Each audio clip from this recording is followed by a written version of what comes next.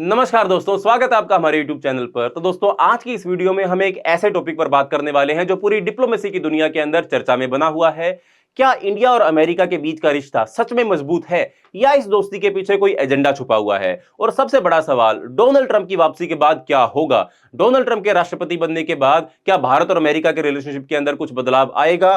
क्या भारत को अभी भी अमेरिका के ऊपर भरोसा होना चाहिए? क्या भारत अमेरिका पर विश्वास कर सकता है या नहीं? और वो भी तब जब चाइना इक्वेशन में शामिल हो। तो चलिए आज की वीडियो में बात करते हैं इंडिया अमेरिका रिलेशनशिप के इवोल्यूशन, चैलेंजेस और अपॉर्चुनिटीज के बारे में। पर उससे पहले, चैनल का नाम है दिया ये सब, मेरा नाम है राही मेहता। अभी सब्सक्राइब कर लीजिए चैनल को ताकि आप ऐसी इंटरेस्टिंग वीडियोस देखते रहें। तो चलिए दोस्तों, समझते हैं evolution of America's India's relationship और आज की वीडियो स्टार्ट करते हैं। सबसे पहले बात करें तो यह रिश्ता कैसे शुरू होता है। 1990 तक के दशक तक इंडिया और अमेरिका के जो रिश्ते थे वो काफी ठंडे थे, लेकिन सन 2000 में प्रेसिडेंट बिल क्लिंटन की विजिट के बाद यह इक्वेशन थोड़ा चेंज होने लगता है। आज अगर हम अमेरिका और इंडिया की ट्रेड को देखें तो यह $200 बिलियन का आंकड़ा पार कर चुकी है और सन 2000 में यह ट्रेड लगभग 18-19 बिलियन डॉलर के आसपास थी। यानी कि पिछले 20-25 सालों में इस ट्रेड में 20 गुना ज्यादा इजाफा हुआ है। और आज की डेट में जो यूएस से है वो इंडिया का सेकेंड लार्जेस्ट ट्रेडिंग पार्टनर भी बन चुका है। लेकिन बात सिर्फ ट्रेड की नहीं है, क्वेड जैसे प्लेटफॉर्म के जरिए ये दोनों देश एक स्ट्रेटेजिक पार्टनरशिप में भी जुड़े हुए हैं और इसका एक बड़ा रीजन है चाइना। चाइना का aggressive behaviour Indo Pacific region में दोनों कंट्रीज को और भी करीब लेकर आ रहा है। पर क्या हमेशा से भारत और अमेरिका के रिश्ते इतने अच्छे थे, या इतिहास में कभी ऐसे कुछ इंस्टांसेस रहे जब अमेरिका ने भारत को बेवकूफ बनाने की कोशिश करी या भारत को ब्लॉकेट करने की कोशिश करी? इसको भी हमको समझना होगा। अगर हम आज किसी के ऊपर विश्वास करने की कोशिश कर रहे हैं तो हमको उसका इतिहास भी पता होना चाहिए, तभी हम फ्यूचर के डिसीजन को सही तरीके से ले पाएंगे। तो चलिए थोड़ा हिस्ट्री के ऊपर नजर बना लेते हैं कि कैसे अमेरिका ने पहले इंडिया के साथ अपने फायदे के लिए अनफेयर पॉलिसीज को अडॉप्ट किया था।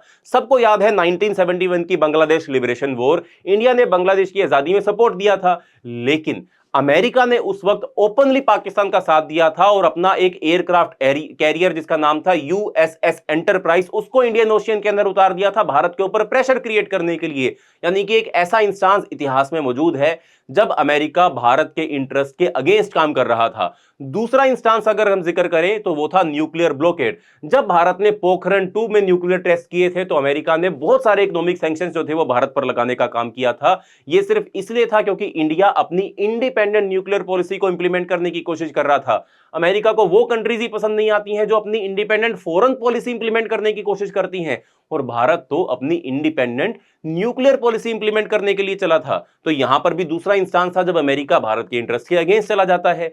तीसरा इंस्टांस था टेक्नोलॉजिकल डिनायल।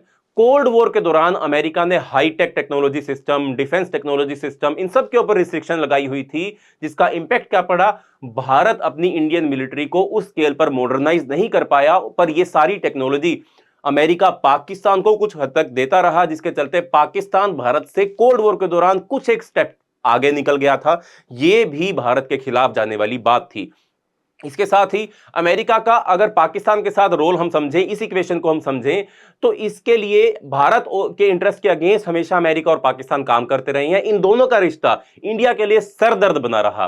कोल्ड वॉर के दौरान पाकिस्तान को एक फ्रंट लाइन स्टेट बनाकर अमेरिका ने बिलियंस ऑफ डॉलर सप्लाई किए, मिलिट्री इक्विपमेंट सप्लाई किए और उसे अपना एक स्ट्रेटेजिक एलाई भी बनाकर रखा। इसके साथ ही 9/11 अटैक के बाद भी पाकिस्तान को हर साल अमेरिका से बिलियन डॉलर एड मिलती रही, जबकि पाकिस्तान उस पैसे का क्या कर रहा था? पाकिस्तान उस पैसे से सीक्रेटली टेररिस्ट ऑर्गेनाइजेशन को सपोर्ट करता रहा। अगर इसका रीसेंट एग्जांपल भी हम समझें, अफगानिस्तान में तालिबान के टेक ओवर के बाद भी अमेरिका और पाकिस्तान का एक साइलेंट अंडरस्टैंडिंग चल रहा है। यह हमें दिखाता है कि Pakistan despite being A double game player America के लिए आज भी एक जरूरी एलाई बना हुआ है। यानी कि हमको अमेरिका के साथ अपने फ्यूचर को देखते हुए उसके इतिहास के ऊपर नजर बनाएं तो हमको यह पता लगेगा कि कहीं ना कहीं कभी ना कभी अमेरिका हमारे इंटरेस्ट के खिलाफ गया है, और अगर उसे मौका मिला तो वो फ्यूचर में भी जा सकता है। क्योंकि हम जानते हैं अमेरिका सिर्फ अपने इंटरेस्ट के लिए काम करता है, ना कि किसी और कंट्री के इंटरेस्ट के लिए। अगर उसका इंटरेस्ट चेंज हुआ तो भारत के साथ उसका रिश्ता भी बदल सकता है। और इसके साथ हमको यह भी पता है कि अमेरिका पूरी दुनिया के अंदर बहुत सारी ग्लोबल रिजीम्स को चेंज करने में भी शामिल रहा है। इराक में, लीबिया में, सीरिया में और रिसेंटली बांग्लादेश के अंदर भी कई रिपोर्ट्स के मुताबिक जो शेख हसीना की सरकार बदली गई है वो भी अमेरिका के दबाव के अंदर ही बदली गई है। तो यानी कि आज भी जो अमेरिका है वो बहुत सारी ऐसी चीजों में इन्वॉल्व है जो भारत के इंटरेस्ट में नहीं आती हैं। चलो ये तो इतिहास की बात हो गई, अलग बात हो गई रीसेंट एग्जांपल क्या है, रीसेंट चैलेंजेस क्या है अमेरिका और इंडिया के रिलेशनशिप के अंदर, इसके ऊपर बात करते हैं। पर सब कुछ इतना स्मूथ तो नहीं है, बिल्कुल नहीं, चैलेंजेस अभी भी हैं और काफी बड़े चैलेंजेस भारत और अमेरिका के रिश्तों के बीच में मौजूद है। सबसे पहला चैलेंज है इकोनॉमिक ग्रिप्स। ट्रेड ग्रोथ के बावजूद यूएस के 2023 फॉरेन ट्रेड बैरियर रिपोर्ट में इंडिया के अगेंस्ट 13 पेजेस लिखे गए थे। यानी कि अमेरिका का यह कहना है कि इंडिया अमेरिका की ट्रेड को रोकने का काम करता है, या इंडिया की जो इकोनॉमिक पॉलिसीज हैं, जो ट्रेड पॉलिसीज हैं, वो अमेरिका के इंटरेस्ट में नहीं है। अमेरिका चाहता है कि भारत उनसे ज्यादा प्रोडक्ट परचेज करे और इंडिया भारत को कम प्रोडक्ट बेचे, यानी कि वो इस ट्रेड बैलेंस को वापस से मेंटेन करना चाहते हैं या फिर अमेरिका के पक्ष में करना चाहते हैं। तो एक तो ये बड़ा चैलेंज हो गया कि अमेरिका का लगातार भारत को ट्रेड बैरियर रिपोर्ट के अंदर नेगेटिव रूप में पोर्ट्रे करना। दूसरा चैलेंज है जियोपॉलिटिक बैलेंसिंग का चैलेंज। एक तरफ इंडिया क्वेड का हिस्सा है, दूसरी तरफ इंडिया ब्रिक्स का भी हिस्सा है, जो नॉन वेस्टर्न ग्रुपिंग का भी एक स्ट्रॉन्ग सपोर्टर है भारत। तो यह भी एक चैलेंज बन जाता है कि कैसे भारत क्वेड का और ब्रिक्स का दोनों का हिस्सा हो सकता है। क्वेड चाइना और रशिया, खासतौर पर चाइना के अगेंस्ट बनाई गई एक ऑर्गेनाइजेशन है, और ब्रिक्स जो है वो वेस्ट कंट्रीज या अमेरिका के खिलाफ बनाई गई ऑर्गेनाइजेशन है। तो ये एक चैलेंज क्रिएट करता है इंडिया और अमेरिका के रिलेशनशिप के बीच में।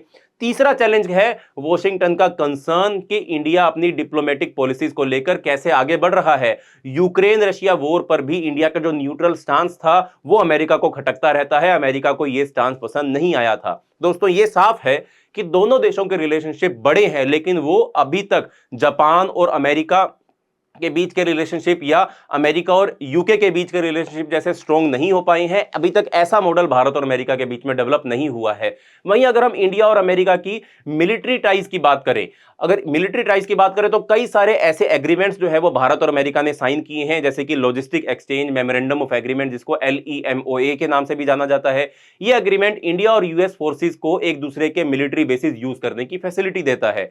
वहीं इंडिया और अमेरिका के बीच में डिफेंस ट्रेड भी बढ़ी है। $20 बिलियन के आसपास अमेरिका और इंडिया के बीच में ट्रेड होती है, और एडवांस सिस्टम जैसे कि अपाचे हेलीकॉप्टर, प्रीडेटर ड्रोन्स हमारी मिलिट्री को एम्पावर भी करने का काम कर रहे हैं। और हम अमेरिका के साथ कुछ ज्वाइंट एक्सरसाइजेस भी करते हैं, जैसे कि युद्ध अभ्यास या मालाबार जैसे ज्वाइंट मिलिट्री एक्सरसाइजेस, जो चाइना को एक स्ट्रॉन्ग सिग्नल देते हैं। ये तो पूरा बैकग्राउंड हो गया। अब असल मुद्दे पर आते हैं, जो कि है अगर अब ट्रंप जो पावर में आए हैं, अगर ट्रंप चाइना के साथ मिलकर कोई डील साइन कर लेते हैं तो क्या भारत और अमेरिका के बीच में जो रिश्ते हैं उसके अंदर क्या दखल आ सकता है, क्या बदलाव आ सकता है। तो दोस्तों अब ट्रंप की प्रेसिडेंसी की बात करें तो अब वो वापस आ चुके हैं, और उनका रिकॉर्ड जो है वो फॉरेन पॉलिसी को लेकर काफी ट्रांजैक्शनल नेचर का रहा है।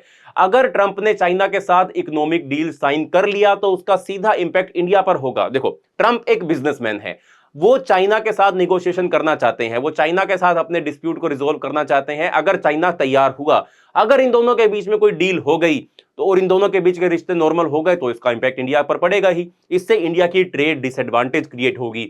इंडिया और अमेरिका के बीच का जो ट्रेड वॉल्यूम जो है वो इंपैक्ट होगा, क्योंकि ट्रंप चाइना की मैन्युफैक्चरिंग बेस को वापस इस्तेमाल करना शुरू कर सकते हैं। इसके साथ ही भारत को स्ट्रेटेजिक आइसोलेशन का भी सामना करना पड़ सकता है। चाइना और यूएस के क्लोज होने से क्वेड और इंडो पैसिफिक स्ट्रेटजीज वीक हो सकती हैं। और तीसरा, डिफेंस कोलैबोरेशन, इंडिया और यूएस के बीच डिफेंस कोलैबोरेशन पर भी इसका डायरेक्ट असर पड़ेगा, क्योंकि ट्रंप की प्रायोरिटी इकोनॉमिक बेनिफिट्स होते हैं, ना कि स्ट्रेटेजिक पार्टनरशिप। तो अब ये जो ट्रंप एरा शुरू हुआ है, इसमें क्या क्या हो सकता है। इलेक्शन हो चुके हैं, डोनाल्ड ट्रंप वापस आ चुके हैं, जनवरी में वो दोबारा प्रेसिडेंसी की शपथ ले लेंगे। एक तरफ इंडिया के लिए अपॉर्चुनिटी है, क्योंकि ट्रंप की एंटी चाइना पॉलिसीज इंडिया को फायदा दे सकती हैं, लेकिन उनका अनप्रेडिक्टेबल बिहेवियर इंडिया के लिए एक रिस्क फैक्टर भी रहेगा, स्पेशली अगर वो अपने पर्सनल बेनिफिट के लिए चाइना के साथ कॉम्प्रोमाइज करते हैं। तो दोस्तों ये कई सारे मीडिया रिपोर्ट्स या कई सारे ऐसे बड़े बड़े डिप्लोमेट्स जो हैं, उनका यही कहना है कि ट्रंप इंतजार कर रहे हैं कि वो चाइना के साथ ट्रेड वॉर नहीं, एक ट्रेड एग्रीमेंट पर आए।